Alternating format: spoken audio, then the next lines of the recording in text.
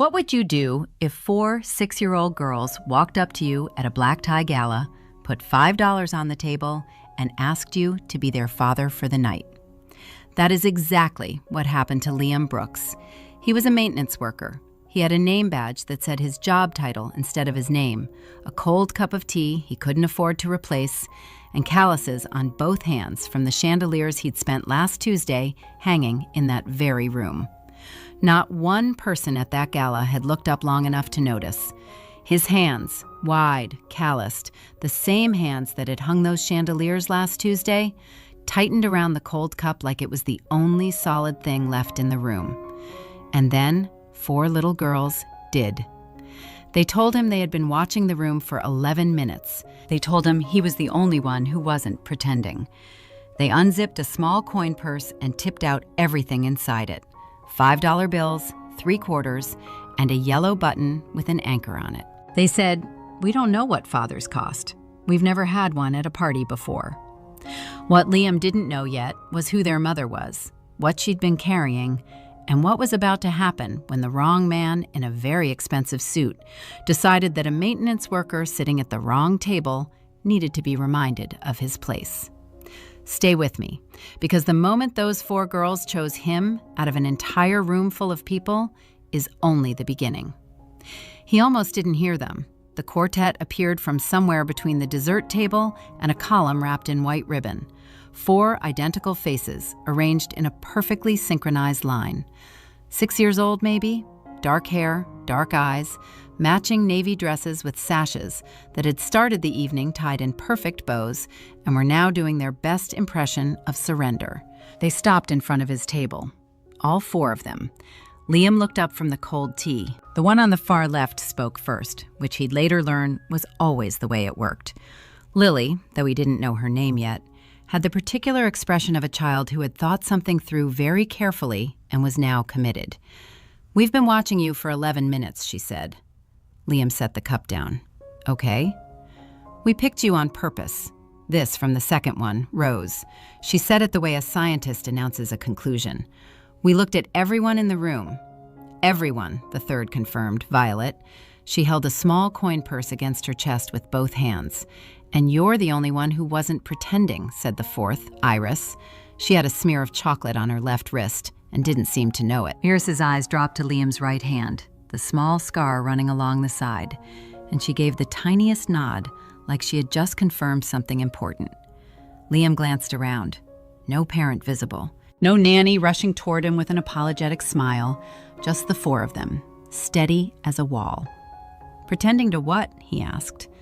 Lily tilted her head. "Pretending to be happy." He had no answer for that.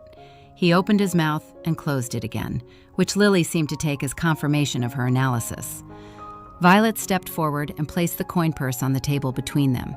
It made a small, serious sound against the linen. "We would like to hire you," she said, "to be our father tonight." Liam stared at the coin purse.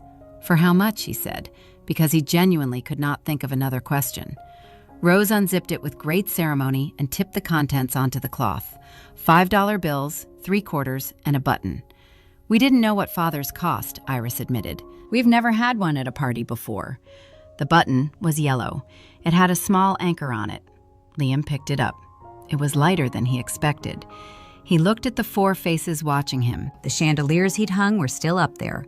The laughter was still moving around the perimeter.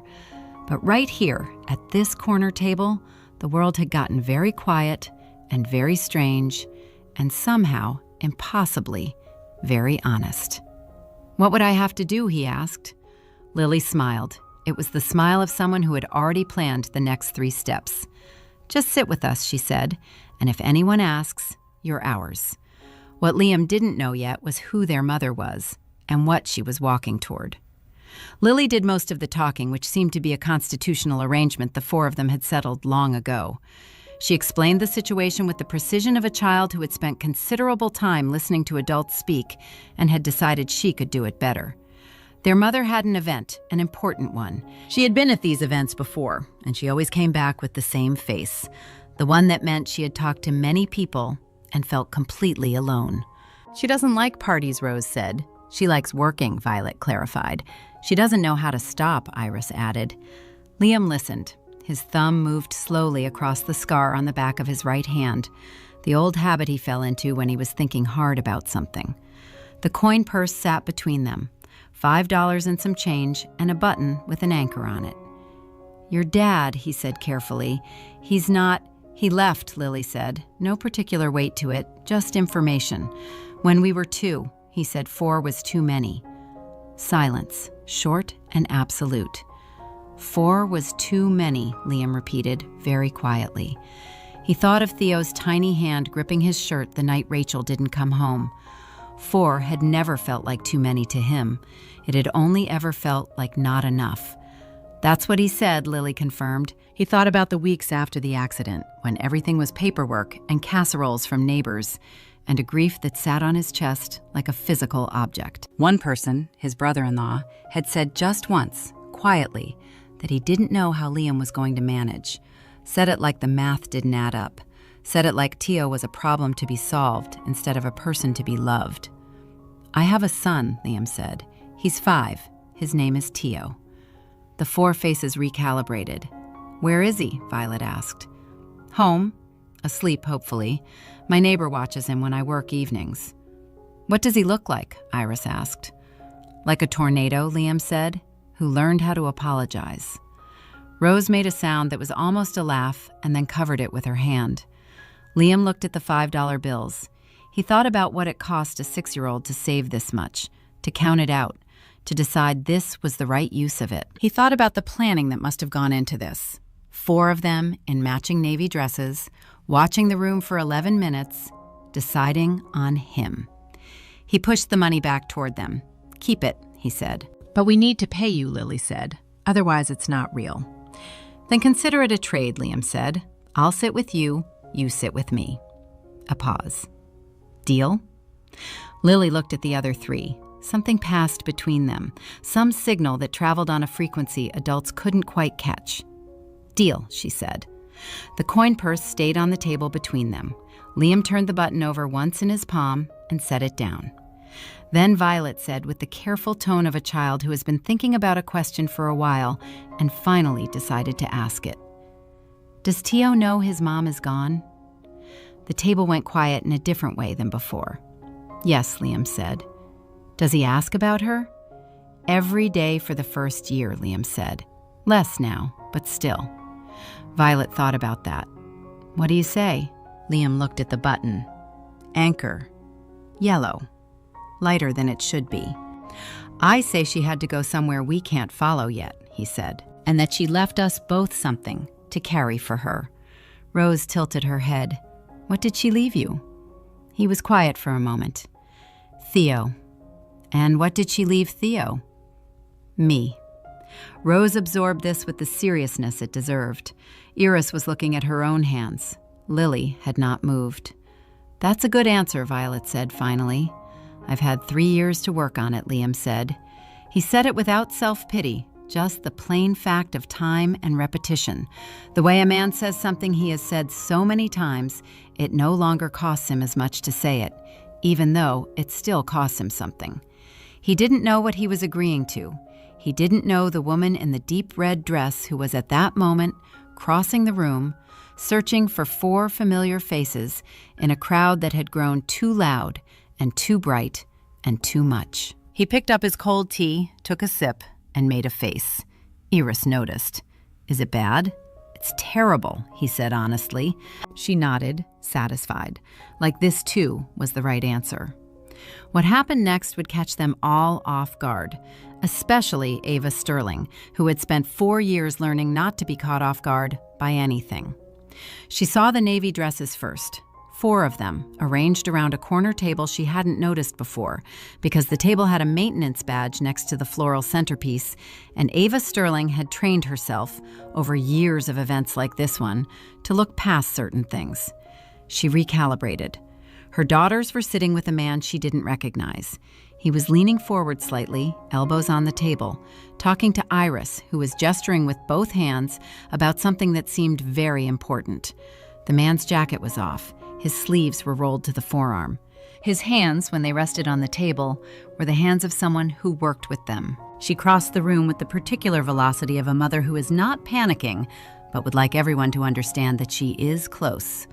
"Girls," 4 heads turned, 4 faces that were immediately entirely too innocent. The man looked up. Ava had expected many things in her 11 years of navigating rooms like this one. She had not expected brown eyes that went slightly wide and then very carefully went neutral, like someone who had just realized they'd been caught doing something kind and wasn't sure if that was allowed. "Ms. Sterling." He stood. Not the practiced rise of someone performing deference, just up, present, a little unsure. She looked at the coin purse on the table, then at him, then at Lily, who had the expression of a person about to explain a reasonable decision to someone who might not immediately recognize its reasonableness. "Mom," Lily said, "this is our father."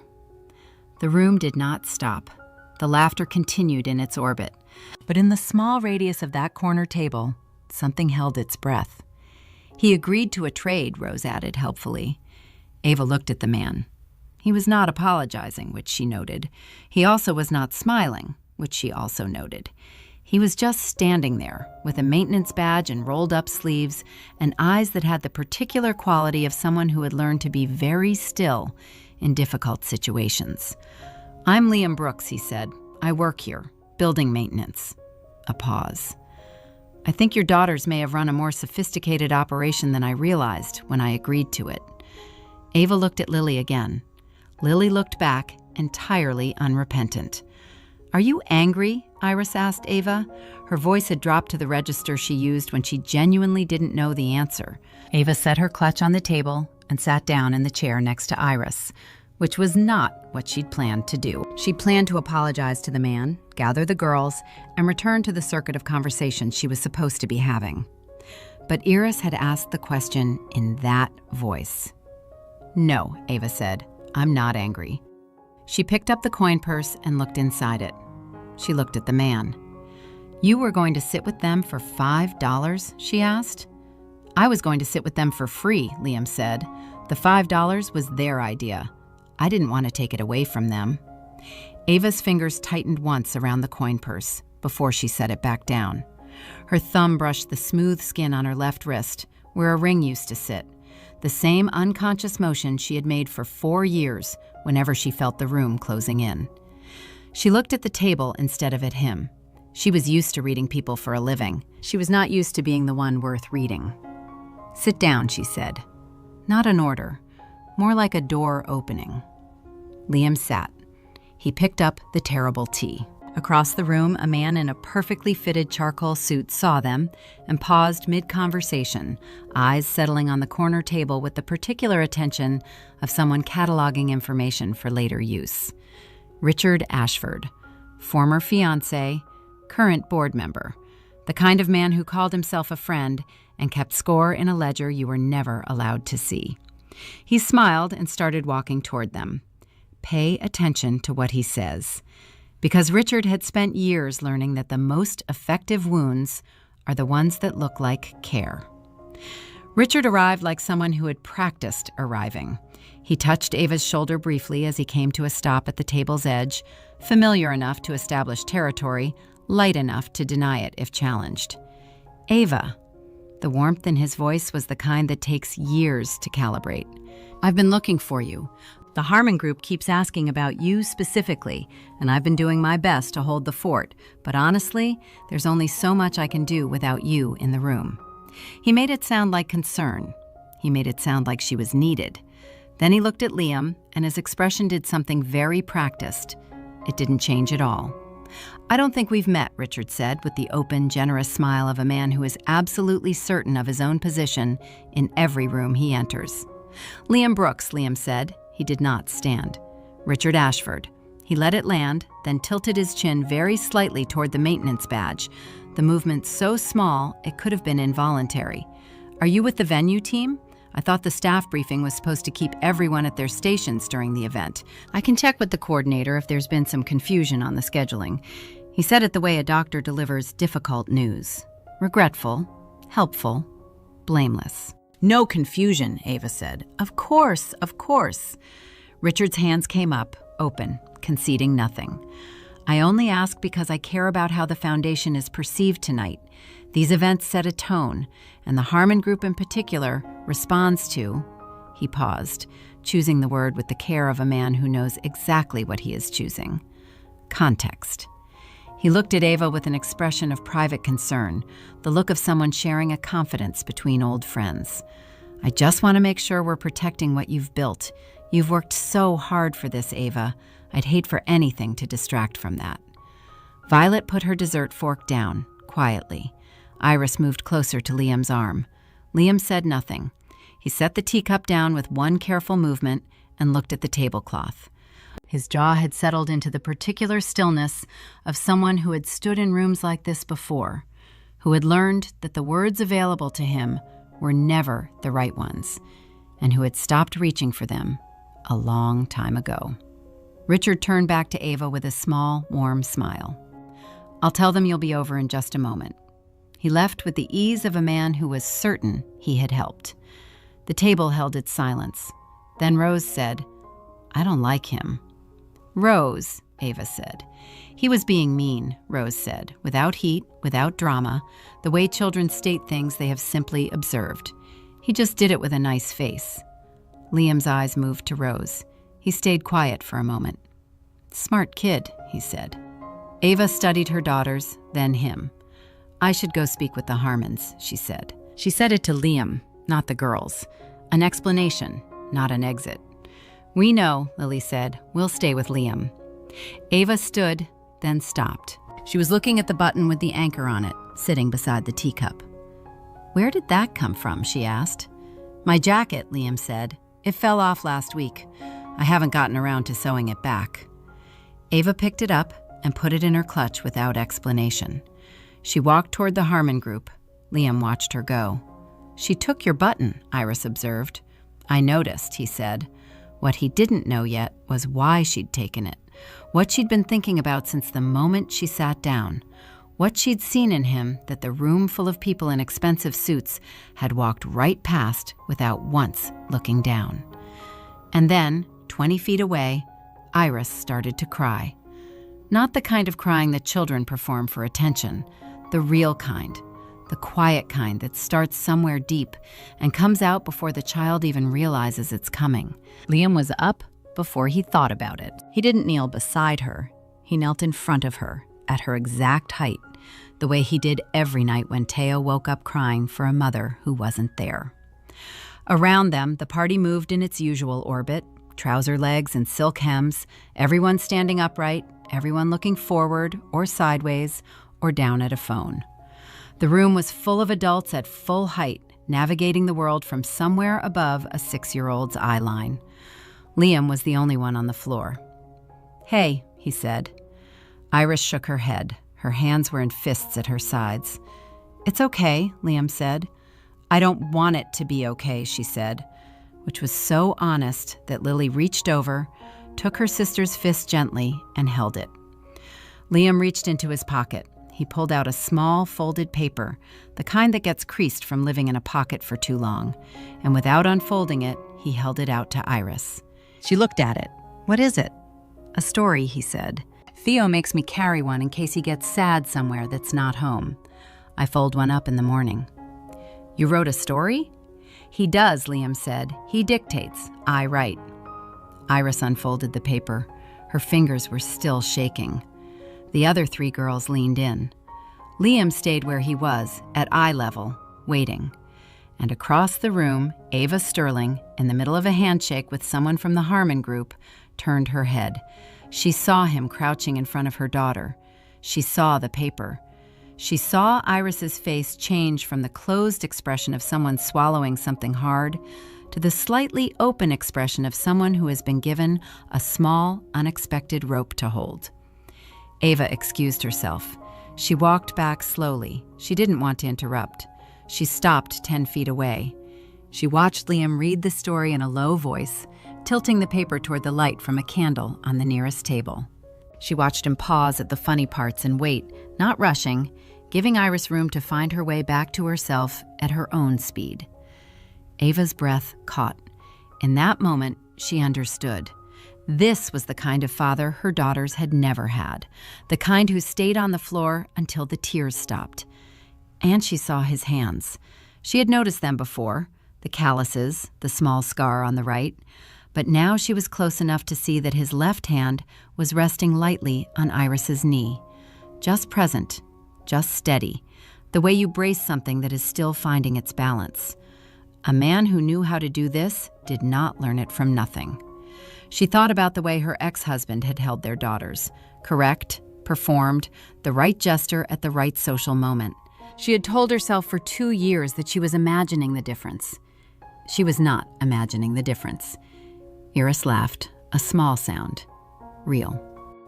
Liam folded the paper back up and handed it to her. "Keep it," he said, "in case you need a rope somewhere that's not home." Iris looked at the paper for a moment, then at him. "Did you lose someone?" she asked. Children have no good reason to be this direct, and they are anyway. "My wife," he said, 3 years ago. The 4 girls were still, the whole particular stillness of children absorbing something true. "Do you still miss her?" Violet asked. "Every morning," he said, "but Teo and I have a deal. We're allowed to miss her and still have a good day. Both things can be true." Ava pressed 2 fingers to her left wrist, where the skin was smooth now, where a ring had once been. She had not told her daughters about the deal. She had not thought to give them one. She had been so focused on making sure they were okay that she had never stopped to give them language for the not okay. This man, who cost $5 and a button with an anchor on it, had just given her daughter a rope. Ava's hand went flat against her sternum. She didn't notice she'd done it until she'd been standing that way for almost a full minute. But what came next would not be quiet, because Richard was watching from across the room, and he had just made a decision that he would regret. Before that night, they had each been alone in the same way. Not the dramatic kind of alone, the quiet, functional kind. The kind you stop noticing because you've organized your life around it. 3 years earlier, on a Tuesday in February, Liam had sat on the kitchen floor at 2 a.m. with a stuffed elephant in his lap and a needle threaded with gray wool. The ear had come off at the seam, clean, the way things give way after enough handling. Theo was asleep down the hall.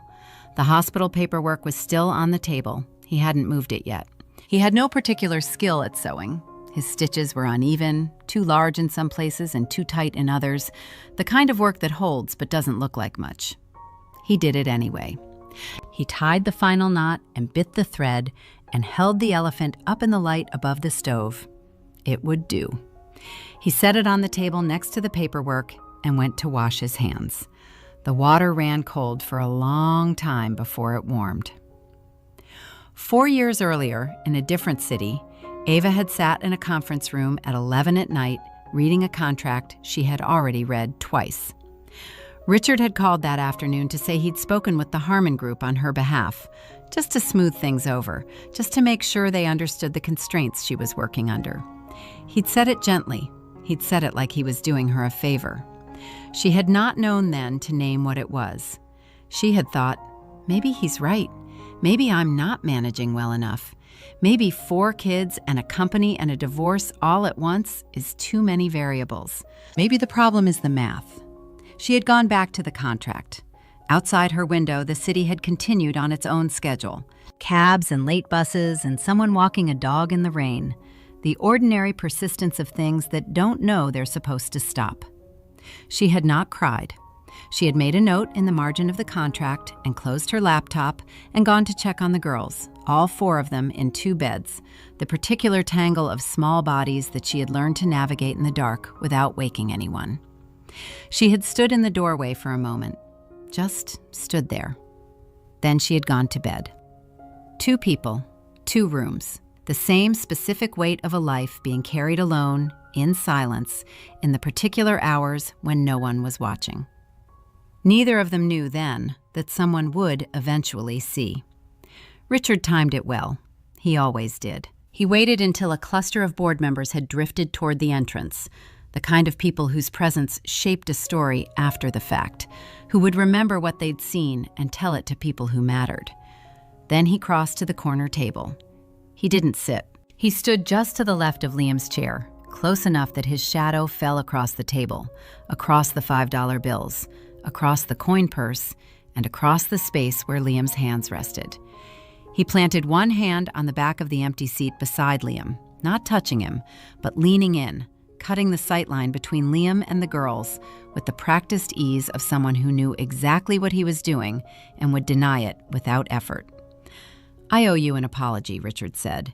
He said it warmly, with the expression of a man who has considered his words and chosen them with care. Liam looked up. "I came across as dismissive earlier, and that wasn't fair." Richard's voice was low, private, the register of a genuine confidence shared between two men. "I get protective of Ava. Old habit. We go back a long way, and I've watched a lot of people try to get close to her for the wrong reasons." He glanced at the coin purse still on the table, then back at Liam, steady and open. "I'm sure you understand. A woman in her position, with 4 kids, she attracts a certain kind of attention. I just want to make sure she's protected. I'm sure you'd want the same thing, right?" He was good. Liam had to give him that. He had just managed to simultaneously apologize, suggest that Liam had ulterior motives, invoke Ava's vulnerability as a reason for Liam to agree with him, and make the whole thing sound like two people on the same side. Lily's eyes moved to Liam's face, waiting to see what he would do. Rose had gone very still. Violet's hand found Iris's under the table. "I think," Liam said carefully, "you should probably go." Richard's expression held its warmth. It didn't even flicker. "Of course. I just wanted to clear the air." He straightened, tugged his jacket once at the lapels. "Enjoy the rest of your evening." He turned, and Ava Sterling said, "Richard." She was standing 6 feet away. She had come back from the direction of the Harmons without either of them hearing her. Her voice was level. The red dress was perfectly still. Richard turned back with a smile already arranged. "I'm sorry? How long have you been doing that?" Not a question. "Managing people on my behalf, having the helpful conversation, making sure everyone understands the appropriate context." She took one step toward him. "Did you speak to Marcus Chen that way? In December, when he stopped calling?" Richard's smile recalibrated, just slightly. "Ava, I was only, and the Delancey partnership, last spring, you told them I was overwhelmed, that the girls made it difficult to commit to anything long term." The board members near the entrance were not looking at the floor anymore. "I was protecting you," Richard said, and for the first time, the warmth in his voice had a faint strain to it, the sound of something that has been held at a particular tension for a very long time. "You were shrinking me," she said, "one thoughtful conversation at a time, and I kept thinking the problem was me." Silence, clean and final.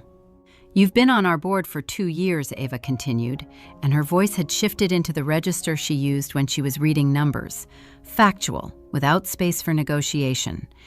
"In that time, you canceled 3 site visits, missed every volunteer hour, and billed us for a dinner in which I was not present." A pause. "I'd like you to resign by Monday."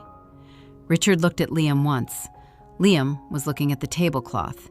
He had picked up the anchor button from where Ava had left it and was turning it over in his fingers, slowly, entirely elsewhere. Richard left. The room exhaled. Ava sat down hard, the way people do when the thing they've been bracing against is suddenly no longer there. Her eyes closed for 1 second. Her shoulders dropped a fraction, the particular release of someone who has been holding a position so long they forgot they were holding it. When she opened her eyes, she looked directly at Liam, not the measured gaze she had been using all evening, not the evaluating look of someone building a case, but the look of a woman who had just set something down after carrying it for a very long time. She reached across the table and touched the back of Liam's hand. Just once, just long enough for both of them to feel it, before pulling away. Lily said, "That was very good, Mom." "Don't celebrate yet," Ava said, but the edge was gone from her voice. Gone. Just gone. Liam set the button on the table between them. "You didn't have to do that," he said. "I know. He'll make it harder. Board politics." "Probably." She looked at the button. "I've been in harder rooms." He looked at it too. "You're sewing," she said after a moment. "The ear on Theo's stuffed elephant. 3 times. He looked up. "I read people," she said by way of explanation. "I do it for a living." "What did you read?" She considered. "A man who fixes things, carefully, more than once, without complaining about it." Liam said nothing. Outside, somewhere beyond the chandeliers he'd hung and the laughter that had resumed its orbit and the $5 bills still sitting on the corner table, the city moved at its regular speed. Trucks, lights, people going home. Something had stopped here. Something had started. What it would become, neither of them could have told you yet.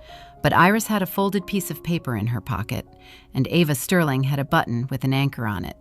And Liam Brooks, for the first time in 3 years, had forgotten about the cold tea. Later, when the last guests had filtered out and the venue staff had begun folding tablecloths in the distance, Liam shrugged back into his maintenance jacket and zipped it to the collar. He picked up his name badge from the table where he'd set it down at some point during the evening and held it for a moment before clipping it back on. He said a quiet goodbye to each of the girls by name: Lily, Rose, Violet, Iris. They each said goodnight back with the seriousness of children who understood that something real had happened and were treating it accordingly. He nodded once at Ava. She nodded back. He walked toward the service exit at the back of the hall, the door he always used, the one that opened onto the loading dock and the staff parking lot and the particular quiet of a city at 11:30. Ava stood in the lobby with the girls gathered around her, waiting for the car. Her hand went to her clutch. Her thumb pressed against the small, round shape of the button inside. She watched the service exit door swing closed.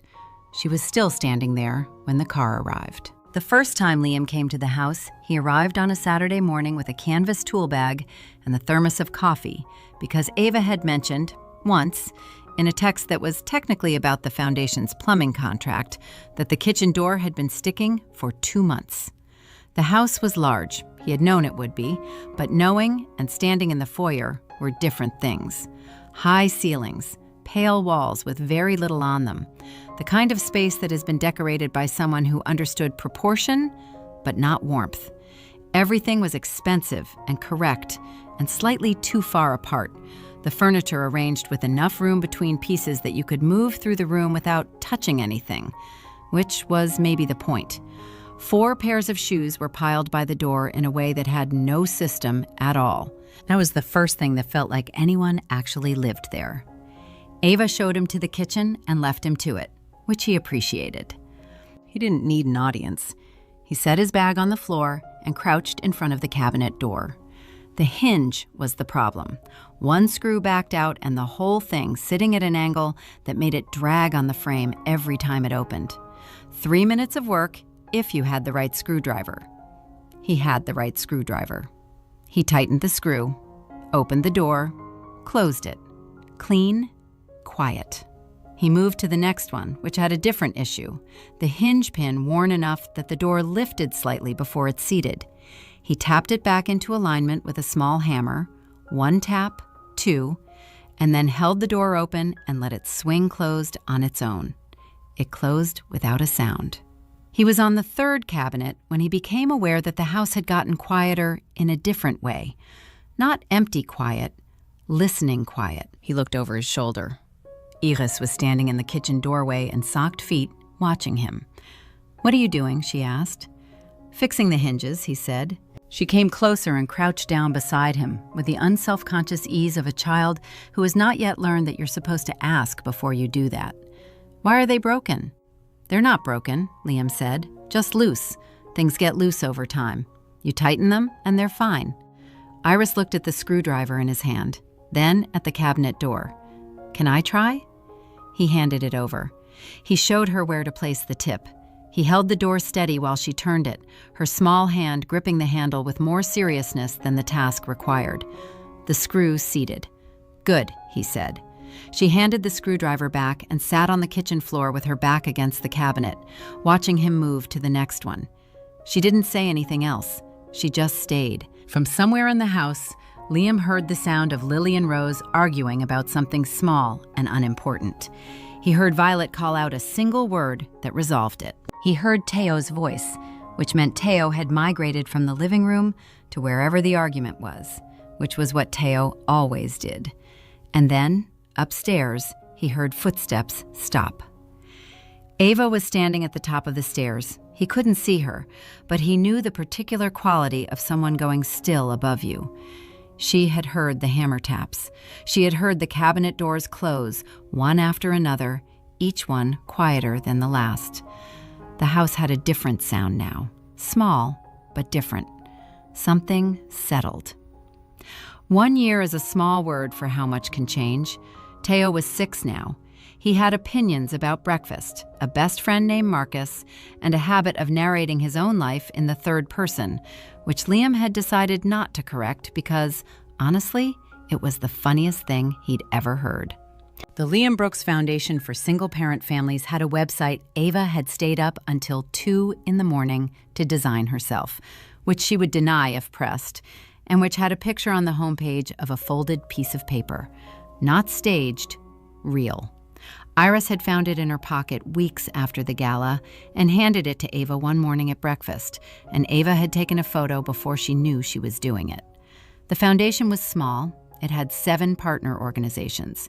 It had a hotline staffed by volunteers 2 evenings a week and a monthly resource drop that 43 families had used in the first 6 months.